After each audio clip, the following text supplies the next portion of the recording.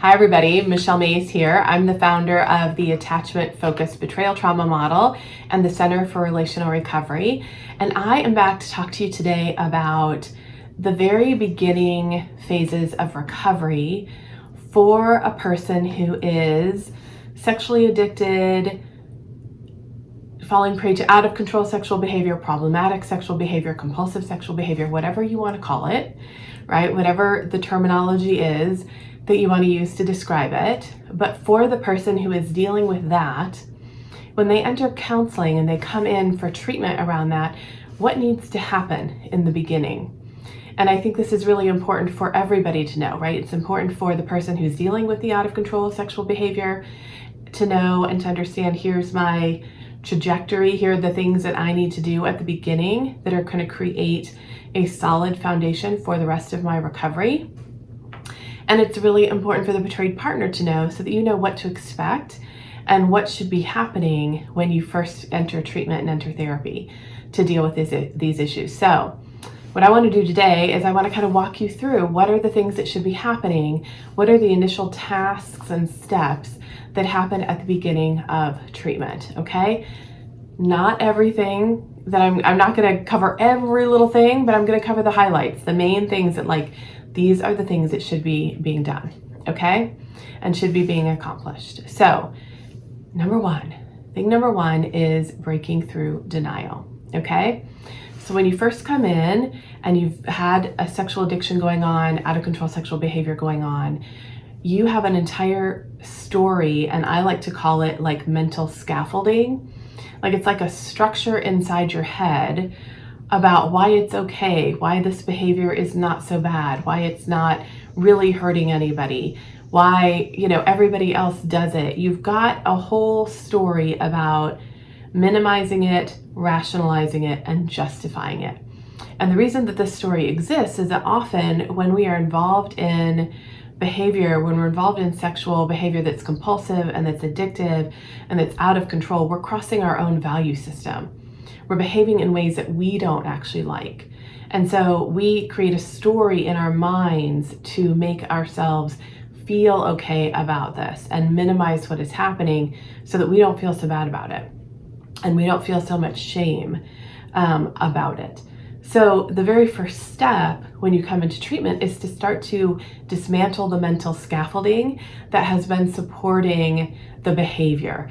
If you do not dismantle that mental scaffolding, if you don't look at the denial, if you don't look at the ways that you've been lying to yourself, telling yourself a story, sort of buying what you're selling, if you don't look at that, then you are going to continue the behaviors, because it's actually the thinking and the way that you think and believe about it that allow the behaviors to keep going. When you shift your thinking and your beliefs, then it opens the door for the behavior to also start to change. So that's why this is the very first thing that gets addressed when you come in for treatment. And when you come into counseling, the very first thing is the person's going to work with you on the denial and the thinking patterns that have evolved around the behavior. They're going to do this in a whole host of ways. They're going to do this use many different tools and things to do this with you, okay? Task number 2 is understanding and mapping out your addiction cycle. So when you come in for therapy, one of the things you need to understand is that the pattern of how you're acting out, there's a pattern to it and there's a cycle to it. And everybody's pattern and cycle looks a little different. It's sort of the same cycle, but what's going on at each point in the cycle is unique to each person. So you need to understand your own cycle and map out your own cycle. You also need to understand that there are points in the cycle where you can intervene and stop the cycle. And there are points where if you don't catch it, you're going to go around. You're going all the way around, you're acting out. Like you have to catch it at a certain place or you are going to go all the way around. So looking at your cycle, understanding it, mapping it out, getting really clear on what's happening. And when you're doing this work, what you're actually doing is you're bringing what's unconscious into conscious awareness. Because often, if you're addicted, if you've got a pattern of sexual behavior that's become compulsive, you're doing it very unconsciously. You're not even in awareness Often when I work with clients on this, we have to do some work because they don't recognize certain parts of the cycle. They have to bring it into their awareness. They've been super unconscious about it and super unaware of it. When something stays in your unconscious, you can't make choices about it. So you have to bring it into conscious awareness to start to be able to intervene on it, okay? So this is one of the big tasks that you're doing. You're really mapping your cycle out, bringing it into conscious awareness, and then being able to start to intervene on it. All right, task number 3, you got to define sobriety, all right? So you have to look at what are the behaviors that have been problematic for me? How am I going to define sobriety? Being sexually sober for me will mean that I am going to abstain from X behaviors, right? When we're dealing with a process addiction, which sex addiction is a process addiction, it's not a substance. It's not alcohol that you can put down and never pick up again. We don't want to put sex down and never pick it up again. That is not the goal, right? The goal is to have a healthy relationship with sex. So we have to think about, okay, what am I going to be abstaining from? Then what are the things that if I do them, I'm likely to lose my sobriety? These are dangerous behaviors for me, or dangerous emotional states. Things like boredom, right? These things are things that I have to be careful about because they could lead me into losing my sobriety. And then third, what am I going to think about in terms of like, how do I start to take care of myself in a different way? I've been using the addiction to manage my emotional world, to reward myself, to comfort myself.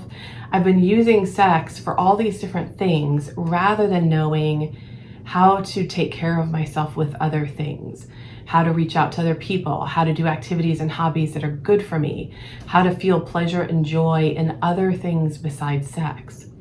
So that's the other part of your sobriety definition, is figuring out what are these other self-care and sexual health things that I'm going to be doing to build my ability to be emotionally and sexually and relationally healthy. So this is a huge task. You're also going to, in this task, hopefully be preparing to share your sobriety definition with your partner, because they need to be able to give some feedback about it, because your sobriety definition really does, it's part of the sexual agreements in the relationship, so you both need to be okay with it. So you're going to hopefully be doing that as well. All right, task number 4, you're going to do relapse prevention planning. So what this means is, okay, I've got my sobriety definition. I've done all that work. Now I need to really think about like, what is going to trip me up, and what is going to, what's going to create situations where I'm going to lose my sobriety, where I could easily fall back into my old pattern, go unconscious, go out of awareness, and end up back acting out sexually again. What are these scenarios, and how am I going to manage them? How am I going to be aware that they're happening? Relapses do not happen in the moment that you sexually act out. Relapses often start happening days and even weeks in advance sometimes. So being aware of, oh, I'm starting to notice this irritability and defensiveness. I'm starting to notice that I'm telling little white lies about things. I'm starting to notice that I'm not doing self-care. I'm starting to notice that I'm stressed and I'm starting to grab for escape behaviors more. All of these are indicators that you're sort of slipping toward a potential relapse. So you're going to learn about these, and you're going to learn how to do relapse planning, prevention planning around, what do I do how do I rescue myself out of that when I see that happening, so that I don't end up in a relapse around the sex addiction. Okay, so that's your next task. Next one, number 5, is understanding your arousal template. So when we talk about arousal template, we're really talking about more than what you're attracted to. Like, your arousal template does have to do with what you're attracted to for sure, but the sexual behaviors that you are engaging in, particularly when they're compulsive, they have meaning for you. They're almost always related in some way to your story, in some way to childhood trauma, in some way to whatever's happened to you in your life. You could be doing a million different things, right? I mean, it's endless the way you could combo platter sexual behaviors together. So the ones that you are doing have some meaning for you. And arousal template work is about starting to look at what's driving the addiction underneath? Where's the power in these behaviors? What's the thing that feels most compelling about these behaviors for me? What are the emotional needs that the behaviors are meeting for me, and in what way are they meeting some of those emotional needs? It's really looking at the underbelly and understanding here's what's driving this compulsive behavior. And this is super important work. And again, it's very unique. Every person is unique in terms of what's happening in their arousal template. So having somebody walk you through that and help you figure it out is a key part of the early treatment and tasks in recovery. All right, so another thing that you're going to do is you're going to look at what we call your personal craziness or your personal chaos index. And that means that you're going to look at when these things are happening in my world, and you're going to take a survey of like 7 or 8 different areas of life. So money, food, relationships, work. You're going to look at these key areas, and you're going to take a look at when these things are happening, chaos and unmanageability are growing in my life. Stress begins to grow in my life. Things begin to feel out of control. And then when all of that happens, I start to have the emotional states that become very, I become very vulnerable to medicating with sex. So this is a tool that you use to start to look at how am I living my life in ways that actually create so much unmanageability for me, or so much emotional overwhelm for me that I need to reach for my addiction to manage it. And then this tool helps you start to think about what are the changes that you need to make in your life to support long-term sobriety, to bring the unmanageability down, to bring the emotional overwhelm down, to bring the chaos down, so that you're living in a way that you don't need to keep reaching for the addiction to medicate, and where you're building tools so when stress is there, you do something other than reach for the sexual acting out. Okay, so I'm going to add this, what I've said so far, you should be doing in early recovery, right? Here are a couple things that I also think are really important that may be unique to how I think about treatment and the model that I've developed for working with people. So I also think you need to really understand attachment ambivalence. So attachment ambivalence is a dynamic that happens for betrayed partners when you, as their primary attachment figure, who they usually would turn to for comfort and for safety, you become the dangerous person because you've hurt them, because of the acting out in the way that it's hurt them. And they start to have a dilemma inside themselves, because normally when they're hurt, they would turn to you. But now when they turn to you, you're actually the person who caused the hurt. And this creates a wild roller coaster ride for them, where they are back and forth, back and forth. Sometimes they want to be near you, sometimes they hate you. You know, sometimes they're angry at you, sometimes they want to cuddle up to you, right? So they are on a wild ride. You also have your own form of attachment ambivalence going on. And this dynamic comes into the relationship and really impacts the relational dynamics at the beginning of recovery for betrayed partners and for the cheating partner. Understanding this and understanding what's going on is super important in the beginning phases of recovery. So I always include this as part of the initial work that needs to be done in the initial parts of treatment and of recovery. All right, so everything that I've just covered, these are the tasks that you need to be doing when you enter into the recovery process.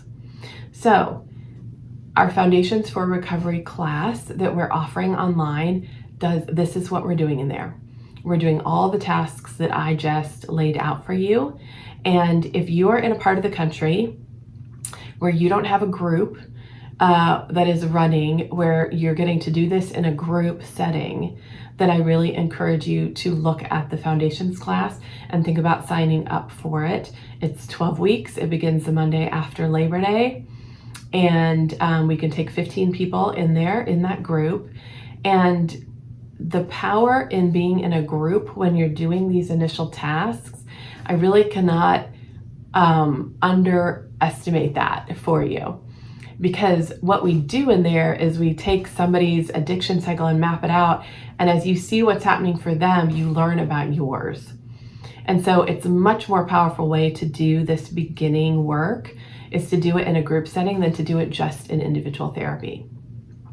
So please check it out. If you are a betrayed partner and your addicted partner has not done this beginning task work, then let them know about this class, right? Because this is the work they need to be doing.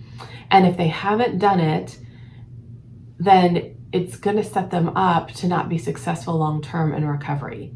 These are the tasks that form, the reason we call it Foundations for Recovery is because these are the tasks that form the foundation for long-term sobriety and for long-term recovery. And if you go straight to, let me start working on my childhood trauma, let me start working on couples therapy, and you don't do this work, then you don't have the foundation that you need to stay sober long-term and to learn how to really start to manage your emotional and inner world without the addiction. So this work is super vital. It's important that everybody is doing it at the beginning of recovery, in individual therapy, in groups. I always love it when people do it in group. Again, I think it's much more powerful in a group setting. If you don't have access to that, please check out Foundations. The reason we've put it online and made it available is because we know that a lot of people don't have access to groups in their areas, okay?